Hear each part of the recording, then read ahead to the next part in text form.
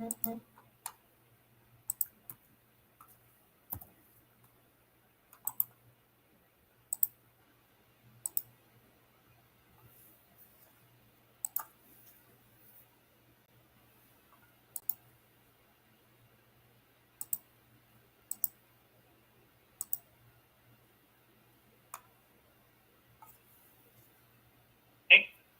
a lot of people, but you know what? That's all right. This is our first one. Let's do this. So,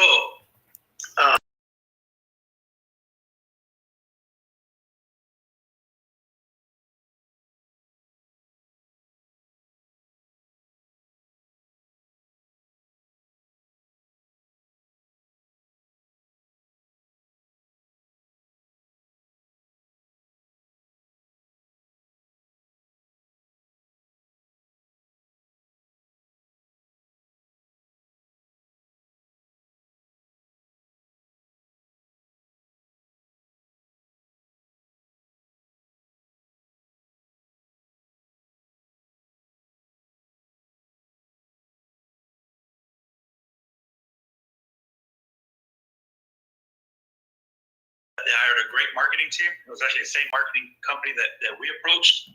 And some of the guys from that company were the ones that ran ours. Unfortunately, they didn't take care of our marketing as good as they did FTX. But hey, we all live and learn, right? So what happened with FTX is pretty much they were just doing the same exact thing that the U.S. government does, but they were just much smaller, and they had a huge whale that harpooned them pretty much. I'm a big fan of CZ. He did something years ago, I believe it was 2017, where unfortunately there was a phishing site called Binance that got set up. The only difference is one of the eyes had two dots on top of it instead of one eye, right? Tons of people went in there, put in their information. All these people had their information hacked, stolen, and they did a coordinated attack on Binance, and they used all of their information, logged in at one time, and started doing withdrawals. CZ came back and said, it wasn't our fault, but we want to take care of you guys and make this right. And he did. And ever since then, I've seen him as a man of integrity, and I believe he's a solid person to be in this industry and to be one of the leaders of this industry. I'm really impressed.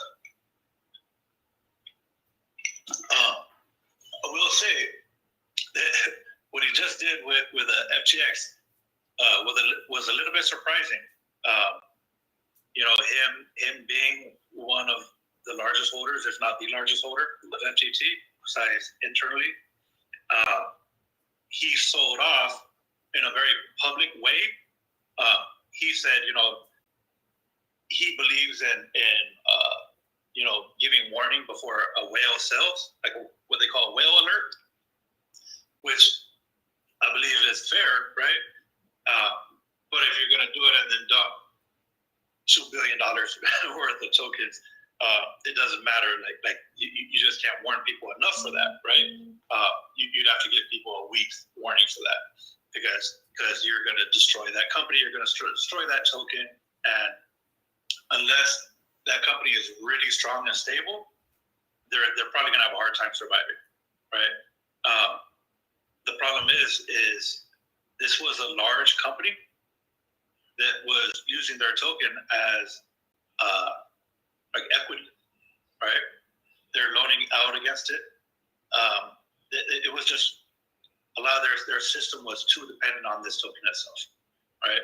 And the problem is, they had their largest competitors holding their token, right?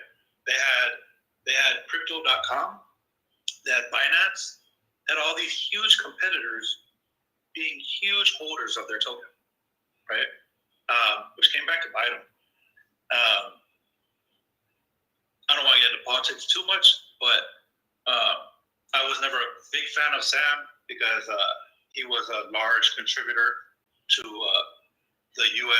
the last U.S. presidential election, and wasn't favorable, especially if you see how the country is doing right now. But it's what it is, right? So this is what he did, and a lot of people got hurt. So the biggest thing is most people just don't get how this shit works, right? They think a centralized exchange is just like a bank, and your money's safe. But your money's not safe in a bank either. There was a thing called the Great Depression about 100 years ago, where, matter of fact, J.P. Morgan pretty much did what CZ just did, right? He came out and said, hey, there's an issue. Banks don't have your money. You need to pull out now. It's actually the same exact thing. Man, it's funny when you think about that, right? And that's what caused the Great Depression. And we're pretty much we're getting in a rough spot right now. Right now, people need to realize that there's a huge financial revolution that's been happening, and it's been building up, and we're getting right to the top of the mountain. And when we hit the top of the mountain, it's just going to happen really fast, right? There's a thing called ISO 20022 that's been in the mix, and they've been working on for years, right? Just kind of coming to the forefront now. A lot of people still don't know. A lot of people in this industry don't even know. That means pretty much that all payment providers need to start accepting crypto. They were supposed to do it the fourth quarter of 2022. It got pushed to the first quarter of 2023. We'll see how that goes. I know why they said it got pushed, but I believe it still has something to do with this SEC hearing, because XRP and XLM will be the two main currencies that are already approved for ISO 20022. That being said, XRP and XLM will be large global currencies. Okay, XRP, just so people know, is Google. Google backed XRP for about $60 million. XLM is Microsoft. Same thing. They went around $60 million. Okay, they were both around the same time. They both went in for around the same money. Those two companies own those two projects, right? So they're not going anywhere. I'm not going to say what my opinion is on investing in those, but I will say if they're going to be currencies, they're probably going to need to be somewhat stable. I'll say that, right? So what happened with FTX? Here's the thing. A lot of exchanges do this, and even some of the bigger ones than FTX.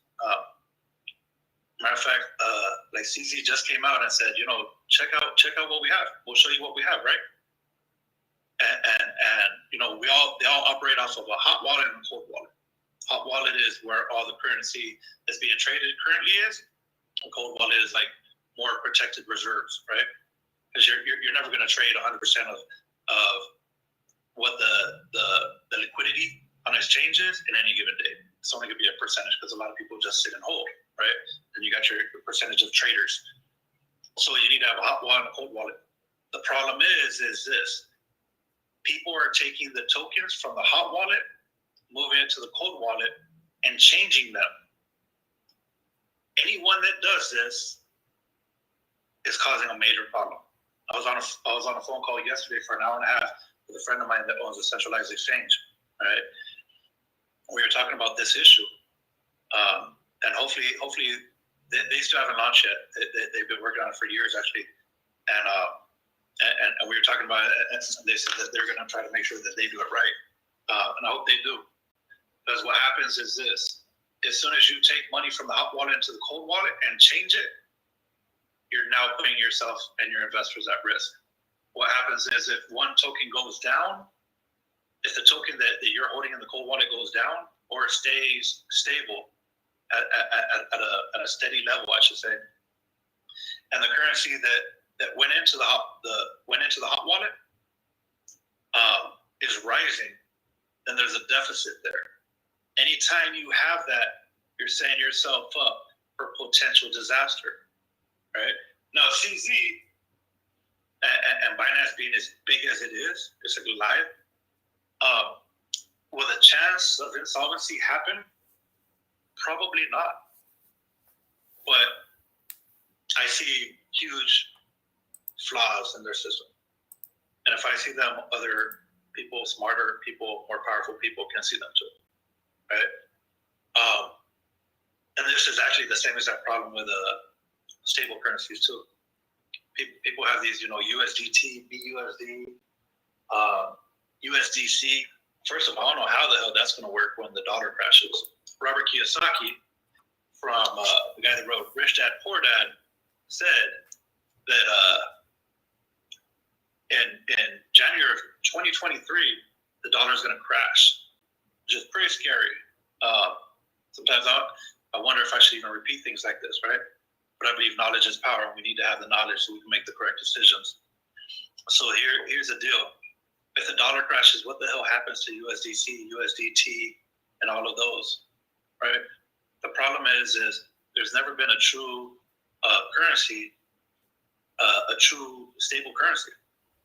They're creating these stable tokens, and they're throwing a line up and a belt and securing themselves to a sinking ship, right? How are you going to connect yourself, or what we call in the crypto industry, peg yourself to a sinking ship, right? I don't see that working too well. We'll see how things play out. I personally, I want to create a better stable token than what's out there, and we'll see how that works. I have a ton of things on my plate, but we'll see how it goes, right? Biggest thing is right now, you got to understand how centralized exchanges work. They're just like a bank. They take your currency in, they hold it all in one big pot, and there's a ledger that says, user number 1 has this much money. User number 2 has this much money. User number 3 has this much money. User number 4 has this much money, right? It's not necessarily that all your currency is kept in the currency that you put in, right? Because there's so many different currencies in this world. In a bank, when you put your money in, they work on a thing called fractional reserve banking, which means the bank only needs to hold a very, very small amount of what they're supposed to have. So if there's ever a bank run, the banks are screwed. This is what happened with the Great Depression, right? JP Morgan said, banks don't have your money. And then people went to go pull out their money so they could be the first ones to get their money out. Everyone else got screwed. Sounds kind of familiar, right? Not throwing shade at anybody. Like I said, I have a lot of respect for CZ. But I don't personally agree with what he just did. I think he could have handled it in a better way. I see it as him taking a competitor. And I get that. Business is business. But in this world, this financial world, doing things like that hurt other investors. And you have to take on that responsibility when you're doing things like that. Any whale of any currency needs to take on responsibility that when they do shit like that, they're hurting other investors, right? And that's a big thing, especially when you're running the largest exchange in the world. Anyways, let's move past that. So biggest thing is people need to understand that their currencies are going into these exchanges. They're being moved to a cold wallet. They're moving from one currency that they deposited to another currency. It'll come back as a currency that they want when they go to withdraw. Okay, that's creating a major problem because 100% of what you have is not 100% what's there. Technically, it should be, but it's just not. And this is why DeFi is great. Because people hold their currency, they hold them in an individual blockchain address. If you put in 10 of token A and 20 of token B, no one can ever change that except for you or anybody else that you give access to that wallet. So this is why DeFi is so important. People just don't get it. Crypto is tough enough. Finance is tough enough. Understand DeFi is tough enough. Just understand one simple thing, like those saying, not your crypto, or not your keys, not your crypto. Understand that when you're giving another institution power over your money, it's not always safe. I'm not going to say boycott all centralized institutions. They're important right now. We need them to operate. You need to be centralized. You need to be FinCEN compliant to be able to deal with fiat currencies, to be able to onboard, offboard, things like that, right? So right now we're not getting away from it. There are ways that things can be done to automate onboarding and offboarding, using robots, using AI, using smart contracts. We're not there yet. Somebody wants to do it before me, do it. Cool. But there are ways to do that, and hopefully that will become the new normal. But I have a feeling, to be honest, before that, I think fiat is going to die around the world. I think fiat is going to start disappearing, and that's what's going to happen. I'm sure you guys just saw what happened in China. Them talking about the processors. Russia and China have been buying up gold like crazy because they're going to be creating their new currency. Don't know what it's called. I heard it was going to be called Rainbow. Don't know if that's true. That's BRICS. That's what is it? Russia, China, India, Brazil. These are major, huge, very, very large, very, very populated countries. So these people are going to come. The U.S. dollar is probably going to lose its reserve currency place. I think it kind of already has, in a way. That's what's going to happen. So people are afraid of centralized exchanges. Just understand that your government is just like a centralized exchange. They're doing the same thing. They've been doing the same thing. They've just been doing it longer, and they're smarter at it. They're better. Just be careful. Right now, tell people, put your money into crypto, put your money into solid projects that make sense, that have use case, because that's the only thing I think that's really going to help people right now. I'm going to go ahead and post this article right here in Twitter. If anybody wants to come and read up a little bit more about what just happened, you can check out that link. It's a link on DeFi Decomplicated that talks about what just happened. Biggest thing right now is you guys just stay smart, be careful, just be very smart with your money. There's a lot of things going on in this world right now, and you just got to be smart. I don't want to be the bearer of bad news, but knowledge is power. Simple as that. And I think anybody in here on this call right now is probably way ahead of most people, to be honest. Right? There's a lot of people out there that don't know what crypto is. They don't know what banks are. They don't know how banks operate, I should say. They don't understand what a fractional reserve banking is. They don't understand how banks use ledgers, just like centralized exchanges. They don't understand about DeFi. A lot of people don't have wallets. They don't. So you guys are miles ahead of everybody else, right? But just make sure you guys keep your eyes open, keep your ears open, pay attention to what's going on, and stay smart, right? That's all I can say. There's a lot going on in this world. There's a lot going to be happening in 2023. I'd say 90% of transactions by the end of 2023 will be happening in crypto. So by December of 2023, 90% of all transactions, I believe, will be happening in crypto. And these actually aren't my words. This is Tim Draper. Tim Draper said this. You would think people would listen to these people, right? they run the world. And he said, I believe in 2018, he said 5 years from now, 90% of transactions will be in crypto. You guys got to pay attention. Pay attention to big people when they speak. Some of these people know some inside info, and they're trying to let you know, right? Be smart. Be smart. Be smart. That's all I can say, right? That's it for you. That's it for today. I don't want to stay on here for hours. I just want to give you guys a quick breakdown, let you guys know what's going on, let you guys know what happened, and just let you guys know why DeFi is so important. And tell your friends, tell everybody you know, educate them. Anybody that you care about, you love, you need to be educating them. I know sometimes people don't like to hear it, but it's better to be safe than sorry.